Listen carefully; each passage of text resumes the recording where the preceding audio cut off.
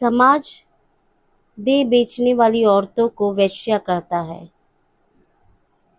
लेकिन जो देह खरीदता है उसे आप क्या कहते हैं? हमारा समाज सिर्फ बाजार में वेश्याओं का नाम बेचकर कहता है कि स्त्री गंदी है, वेश्या है। लेकिन कभी आपने सोचा है कि उस वेश्यालय में उस वेश्या के साथ होता कौन है? क्योंकि कोई भी स्त्री खुद से वेश्या नहीं होती, उसके साथ एक पुरुष जरूर होता है।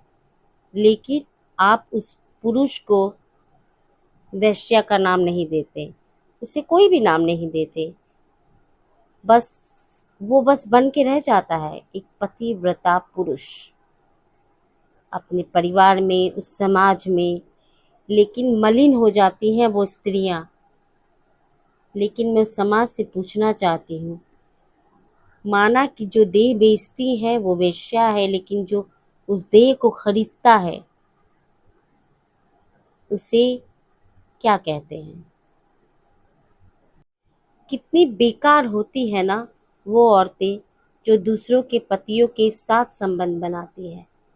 लेकिन कितने अच्छे होते हैं वो पुरुष जो दूसरों की पत्नियों के साथ, अपनी पत्नी होते हुए गैर औरत के साथ, गैर लड़कियों के साथ संबंध बनाते हैं। कितने महान होते हैं ना वो पुरुष, कितने अच्छे होते हैं। समाज उन्हें अवार्ड से नवाजे। हमने हमेशा सवाल किया कि औरतें वेश्याएं हैं, लेकिन कभी आपने ये सवाल किया कि उन वेश्यालयों में जाता कौन है? क्या एक स्त्री वेश्यालय में दूसरी स्त्री के पास जाती है? नहीं। कभी आपने सोचा कि इस वेश्यालय का जरूरत ही क्यों पड़ी? वेश्यालय बना ही क्यों? क्योंकि वैश्यालय की जरूरत किसी औरत को नहीं थी। इसे हमारे पुरुष समाज ने ही बनाया। लेकिन वो वैश्यालय में जाने के बाद भी सर उठा के चलता है।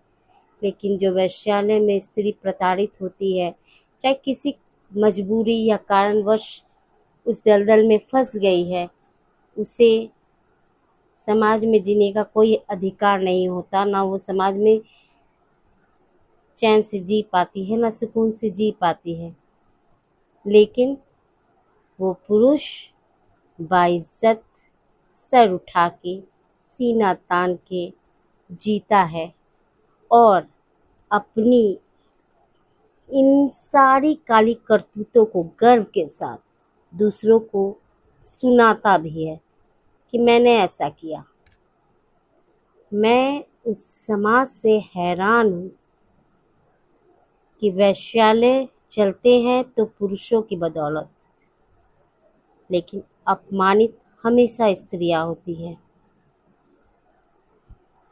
और वो जो वैश्यालय में जाते हैं वो पतिव्रता पुरुष बन जाते हैं, और वहीं जो स्त्री प्रताड़ित है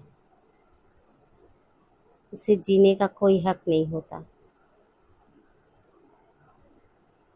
आप अपनी राय कमेंट बॉक्स में ज़रूर रखिएगा।